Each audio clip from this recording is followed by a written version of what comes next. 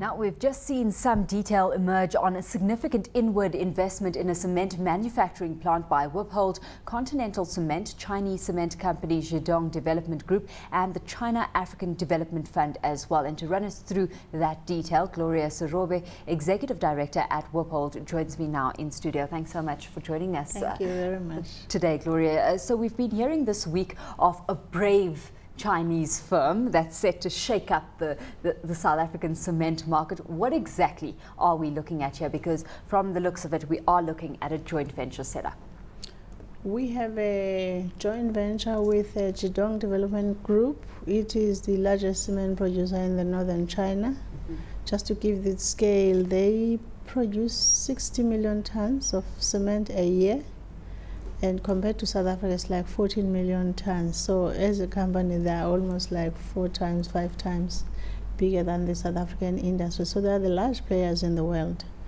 Together with WIPHold, which is hopefully a well-known PE player, hands-on operational, a company 16 years old, plus Continental Cement, which is already in the mining and cement industry space. So that partnership, together with the China African Development Fund, is what put together the 1.65 billion rands plan. It's after 5 years of working at this. So it has been a long road to getting to this point. The timing that this has surfaced, though, is certainly very interesting. Where just this week we heard PPC, which is South Africa's largest producer, saying that it's looking to expand its business beyond its existing geographical boundaries. So why the decision by a Chinese company to invest in South Africa's cement industry? I think it's a view you have to take on the country and where its own transformation of the economy is going. The infrastructure development in South Africa is still a long way off. Even in the cement space, pure cement is the one that is found lagging seemingly in the last 5 years. The cement producers have been doing less and less of that. Now that's a very high performing cement. And our intention is to go for that very high performing cement.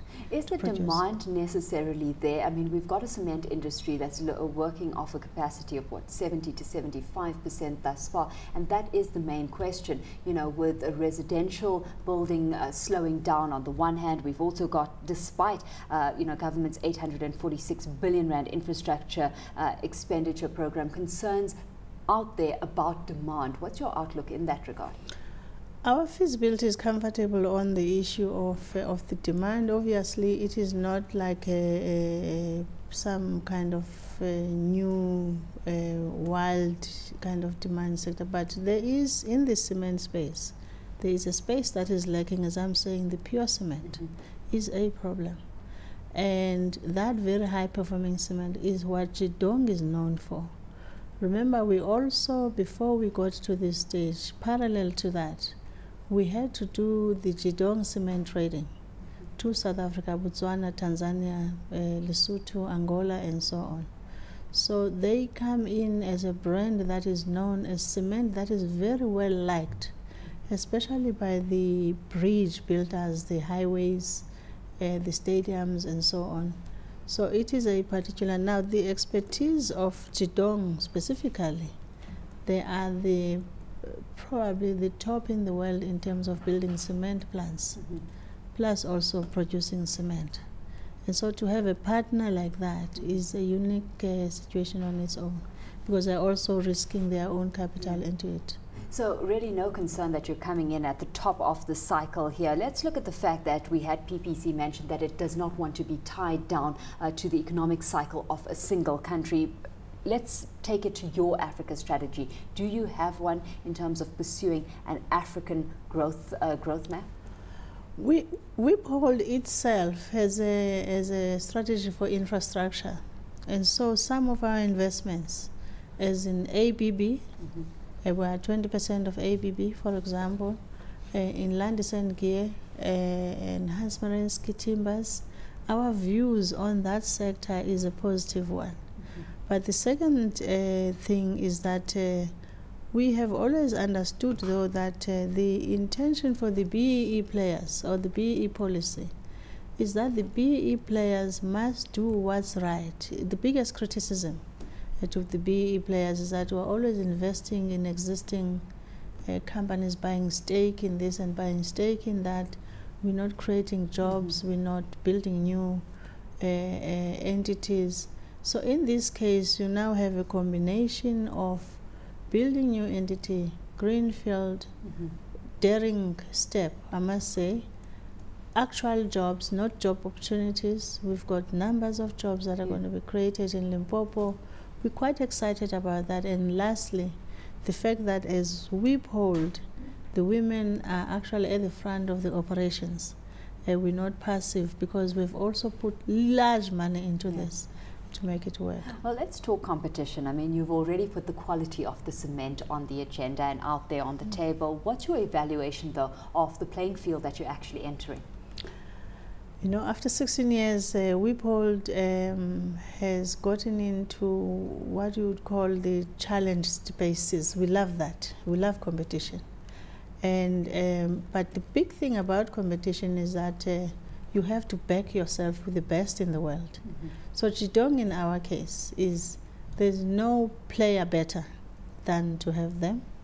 And Continental, Anton, they know the industry in and out. Obviously, it would be very nice to have off-take agreements, and to the extent that we can get there, that would be wonderful. But we're quite comfortable with that competition. We know how it looks like. Certainly the consumers, from the consumer perspective, they're going to be happy with the competition as well, because it can only mean good things for them. But it's more than likely to diminish the pricing power of cement producers and your ability to actually push cost increases onto the consumers themselves. How much of a challenge do you foresee that being, especially in a context where we've got the industry currently being investigated by the Competition Commission for alleged collusive practices? That's the beauty of being new. So we're not part of the problem. In fact, maybe we're part of the solution.